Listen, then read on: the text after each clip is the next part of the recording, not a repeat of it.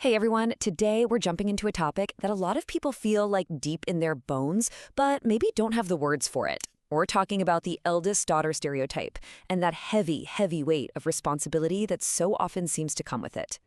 Wow.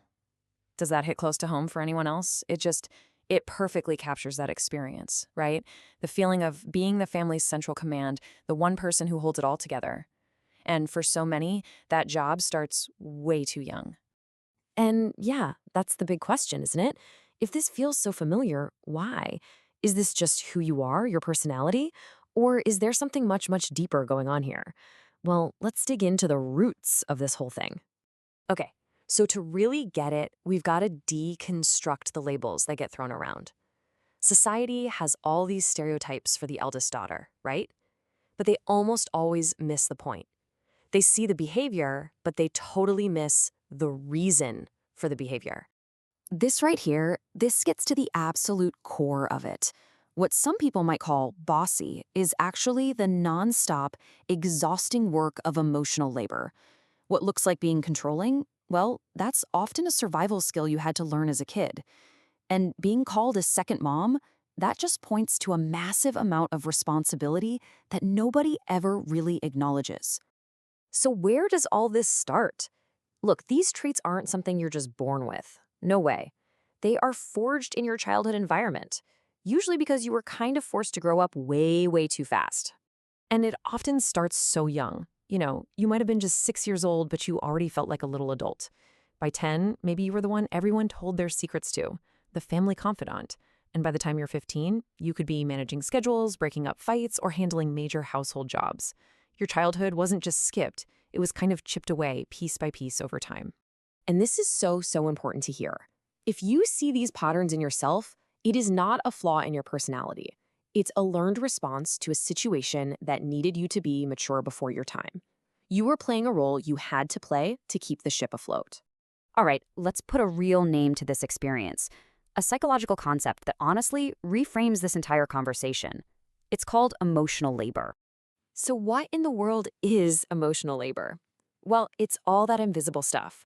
All the planning, the remembering, the anticipating what everyone needs, managing everyone's feelings for the whole family. It's work you don't get paid for, work that usually goes completely unnoticed, and let me tell you, it can be absolutely draining. And these examples probably look pretty familiar, huh? It's not just remembering birthdays, it's making sure everyone else remembers them too. It's being the family diplomat, the official party planner, and the keeper of all the family stories all at once. This isn't just being thoughtful. Make no mistake, this is real work. And carrying that kind of responsibility so early in life, it doesn't just vanish when you move out. It leaves a mark. It has these really profound, lasting impacts that you carry with you straight into your adult life. The line between these things is just so direct. When you're taught as a kid that you're responsible for things that are completely out of your control, like a parent's mood or keeping the family peace, it can pretty much hardwire your brain for anxiety and this crushing sense of hyper-responsibility as an adult. And these are some of the results we often see. You might find it almost impossible to ask for help because you were always the one helping everyone else. You might feel personally responsible for the happiness of every single person around you, which leads to this feeling of always being on duty. And the result of all that? You become a prime candidate for burnout. So, what do we do with all this? Where do we go from here? Look, the point isn't to point fingers or assign blame. The goal is to build a new, more compassionate way of looking at it, both for yourself and for others.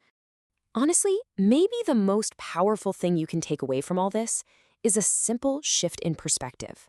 It's about finding a brand new lens to see this role through, not as some personal failing, but as a real testament to your own strength and your incredible resilience. So let's just boil that reframe down. You're not bossy, you are performing unrecognized emotional labor. And this isn't just some character trait you have, it was a survival adaptation you needed. Seeing it this way, that's the key. And letting that sink in can be so, so freeing. And that leads us to our last and maybe most important question. If all these feelings of being overly responsible, if this whole role was something you learned, does that mean it can be unlearned?